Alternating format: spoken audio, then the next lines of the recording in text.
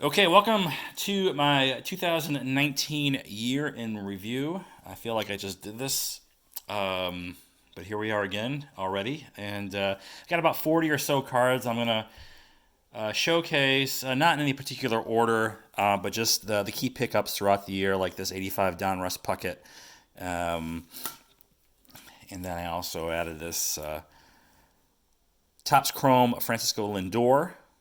This, I believe, is a short print rookie card from Topps flagship. And here's a guy who might be in the Hall of Fame this year. Larry Walker grabbed the 1990 Topps Tiffany, which might be his most desirable rookie card. I'm not 100% positive. Another 80s favorite, the 86 Topps traded Bo Jackson. And I've been picking up some 80s stuff lately. I feel like that's the next big run up in some of these key 80s rookies cards. Like this one, for example. There's an 86 Flair update, Barry Bonds. I paid, I don't know, I think I paid like $100 or so for this card whenever it was I bought it early in the year. But I do remember paying like $70 for a PSA 9 like 20 years ago. It's really crazy how things have changed. PSA cards were a lot more expensive in the late 90s when they started booming. And it's crazy to go back and look at some of those prices that were being tossed about. Here's another 80s rookie, 86 Donruss, Fred McGriff. Really nice card. Potential Hall of Famer. Not this year, but maybe someday. 85 Donruss Clemens. This was a PSA submission return. 85. Here's a card that just exploded a few months ago. The 2018 Topps Acuna bat down version, and I paid like $220 for this card early in the year. This went as high as I think like $1,600. That's insane. I should have sold the card, and then I could have bought it back like this month for like $600 and had a net gain of like $1,000. Or not quite $1,000 after I factor in the cost. But anyway, you get just crazy money that was thrown to this card not too long ago, and it's kind of come back down to earth. But I still feel like it's really expensive. A short print variation, I believe. 85 Topps Roger Clemens, and another 80s favorite, 84 Topps Don Mattingly. Not everything is 80s, but quite a bit was this year. Here's my self-submitted 83 Topps Ryan Sandberg for my PSA submission from a few months ago. I got 3 10s out of that, and you saw the Clemens, the Sandberg, and I got another one coming up later. 83 Topps Gwynn recent pickup, and so now that I have the Sandberg and the Gwynn, one of my target cards for this year is going to be the Boggs in a 10. 71 Topps Thurman Munson 7.5. I paid $700 for this card, but I did it off eBay, so I saved myself $100. On top of that, any additional sales tax that would have been applied to it, so a net savings of like well over $150. I thought it was a reasonable price for this card. Someone got a great deal on one in a Probstein auction not that long ago because it ended at a really crappy time of day, like midnight or after midnight, and it sold for like $470. Sevens go for around 300, eights go for like around 1,500 or so. So how do you value a 7.5? And I asked that question one time, and someone said, well, one thing you can do, and it's not an exact science, but you take the cost differential between the 7 and the 8, and then anywhere from say 20 to 30% of that delta, and apply it to the price of the lower price card. So if a 7's 300 and an 8 is 1,500, that's a $1,200 delta. 30% of that is 360. So 360 on top of 3 at 660 would be like a price for this card. I paid 7. But then again, that's going to be, I think, a card specific. For example, this one's really tough and higher grade. So maybe it's a higher value for something like this versus, say, like a 1970 Topps Reggie Jackson as an example. Anyway, half grades typically are about half the price or better of the next grade higher. At least this one was. And happy to add that for sure. It's an iconic card from the 70s. And then I got this 60 Jim Cott rookie card. Great player. Played a long time. A lot of gold gloves. And nearly 300 wins. So maybe he'll be written in someday in the Writers Committee for the Hall of Fame. One of my bigger pickups this year was this Bob Gibson rookie card. And what really drew me to this card was the centering. Um, Upon first glance, it looks 50-50, but if you really want to scrutinize it, it might not be quite that, but close enough. And again, just this card in particular, really hard to find them centered. So I got this in a 6.5. Bob Gibson rookie. Another card from the 50s, 58 Topps, Vada Pinson. Underrated player. Guy played a long time, had a lot of hits, a couple All-Star appearances. Yeah, just a solid player. I'm not sure who comparable would be for this guy, but really nice looking card. Vada Pinson, rookie from 58 Topps. And then there's this one. This was my biggest pickup of the year, the Topps Mantle rookie. Another off eBay transaction, which saved me nearly $1,000 off the purchase price. And I don't think sales tax was in play at the time when I did this.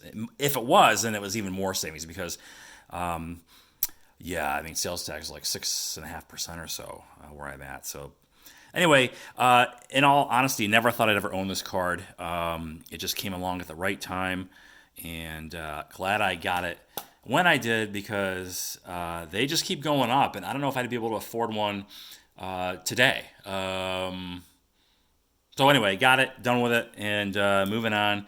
Got this Griffey rookie upper deck. This one's remained relatively flat price-wise, I think, over the last year or so. PSA 10, iconic 80s card. Oops. The Griffey Upper Deck rookie. I got a couple basketball cards here that made the cut. First up, the 93 Finest Jordan. Really nice card. And then one of my favorite inserts of his is the Scoring Kings. Real tough card. PSA 9.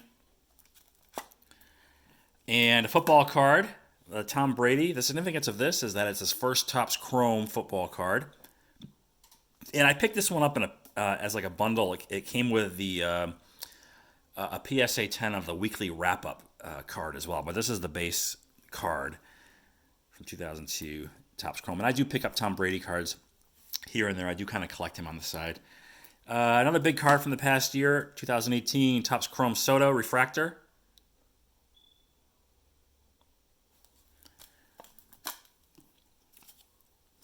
The Topps Heritage Glaber Action Variation rookie card. And one of several Ryans I picked up. This from 72. In fact, I picked up all the Ryans from the 70s. I'm near complete with that sort of pseudo registry set I'm working on. Essentially, it's going to be all the Topps base cards, basic cards, and then a handful of the Donruss and Flares that I like. So I'm down to the remaining two, 94 Topps, and then also 89 Topps Tiffany. Hopefully we'll finish that this year, and then I can make a video just kind of showcasing the entire collection. Here's Judge, one of a couple hundred rookie cards of his from 2017. This is the Dugout Variation from Bowman Chrome.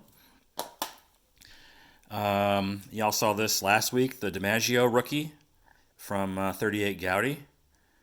You know, the dopey, cartoony images, but I mentioned it kind of grew on me over the last several months, and I was happy to find that in that condition. For the longest time, I thought this would be the only key 52 Topps card I'd ever own, and it's the Maze. And I picked this one up early summer or late spring, I don't remember, but another off eBay transaction, saving me a few $100s in the process. So this has got really nice centering. PSA 3 Maze.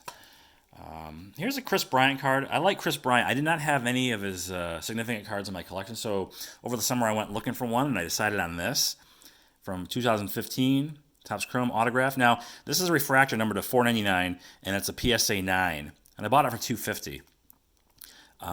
Probably could have waited because I did some searching, and I found that a purple refractor, same card, numbered to $2.50, and a PSA 10 went for $225 recently. So, yeah, I guess a little bit of an overpay, but not planning on selling, so it doesn't really matter.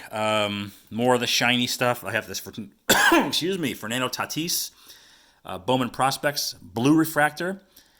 I won't throw big money at unproven prospects for the autograph versions, but I don't mind spending a little on the colored numbered refractors like this. It costs me a couple $100. Whereas his autograph equivalent would be like over $1,000, and I just can't justify that for guys that just don't have the service time. Anyway, so this is a really nice card, and I think he's going to have a big year this year. Unfortunately, last year cut short by injury. Another guy along those lines probably should maybe spend a little more time at Orange Theory Fitness in the offseason. This Vladimir Guerrero Jr., he had a great year for a rookie, but he did not live up to all the hype coming in. So people view that as a disappointment. He does got to get that weight under control because that doesn't bode well long term. But anyway, I do think he's going to do big things. And this is, again, a numbered refractor color, purple at that. This one's numbered to 250, I believe. Is this one 250? Yeah, 250 for this one. The blues are numbered to 150, I believe. Here's another guy that probably an overpay. I think I paid like 220 for this.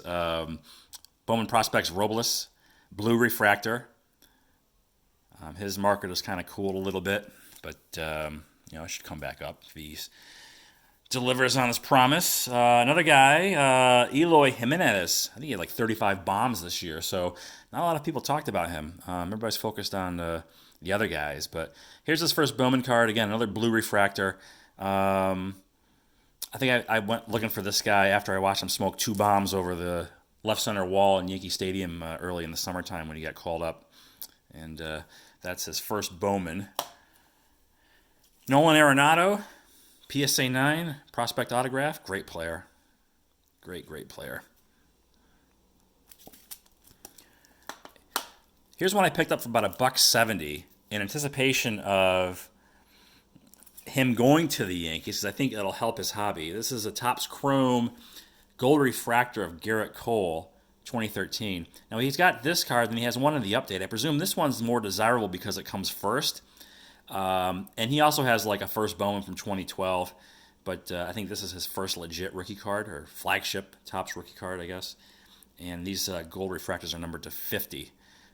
When I was doing some price research, because there wasn't a lot of comps, the only other one I found was like one had sold for like $100, but I think it was a good buy. I mean, he's on the Yankees now, and big market. He's got big money, to say the least, so hopefully that card will do well. And these next two are real tough. Picked them up earlier in the year. The Topps 2001 Topps Gold Ichiro Pujols. This is Topps Traded Gold. And then I have the regular Ichiro card. And I did pick up the Pujols card some time ago, like a couple years back. Real tough to find in high grade because the gold foil prone to significant chipping. And really glad to have these. And in fact, I was thinking about these cards. I think this was the last year where the big rookie that burst onto the scene, you actually can get his rookie card in that year's card set, right? I mean, nowadays, you get that it comes up and he hits a bunch of home runs, so I want his rookie card. Well, you have to go back like 4 or 5 years to get the Bowman Chrome or whatever, right? But in '01, Ichiro and Pujols, first full seasons in the bigs, big numbers, and then that was the year you can get their rookie card. And that was the last time that happened, and it'll probably never happen again. It used to always be that way in the 80s. Okay, moving on, we have a self-submitted Griffey rookie from '89 Donruss. And I sent in 2 of these, and one came back a 9. Another self-submitted Jeter. Told the story on this. I had this for many years raw. Sent it off a few years ago. Got miscut, or it was a minimum size requirement. I mean, it does jingle in there. But this came back in an 8 slab, so really happy about that. He's going to the Hall of Fame. And another Jeter here. 93 Topps. Got this one not too long ago, as with this one, the 93 Bowman Jeter rookie. And then lastly, one raw card, the red refractor Griffey, to finish up my rainbow run of this particular set. And I had fun putting this together. I'll probably do one again for this year's Topps. It'll be the 85 design. I'll maybe pick a player and try to collect the entire run. I don't have the super. There's only one of those. I don't know if it's even button off for sale yet, and I have no interest in going after it because it'd probably be a 4-figure card. So I have, I guess, the regular rainbow here, and that's it. So I did have some goals for this year that I kind of outlined in my video last year. So let's see how I did. All right, last year I wanted to get, for this year I was targeting a 69 Topps Reggie Jackson rookie and a PSA 8. Did not do that. A 34 Gaudy Gehrig, number 61, and a 1.5 to 2.5 grade. Not that. Although that is on my target list, maybe this year. 52 Topps Mays, PSA 2 to 4. I did do that. Clemente rookie and a PSA 3 to 4. Nope. Bob Gibson, 6.5 to 7.5. Yep. 71 Topps Munson, 7.5. Yep. Ryans from the 70s, an 8 or 8.5. Yep. 74 Topps Basketball, George Gervin and Bill Walton rookie cards. Nope. And LeBron Upper Deck from 03 PSA 10. I did not get that, but I think I made up for it in other areas. And that'll do it. 2018 or 2019 in the books. And goals for this year, I'd like to scale it back just a little bit. So we shall see. Anyway, in the meantime, thanks for watching, and I will talk to you later.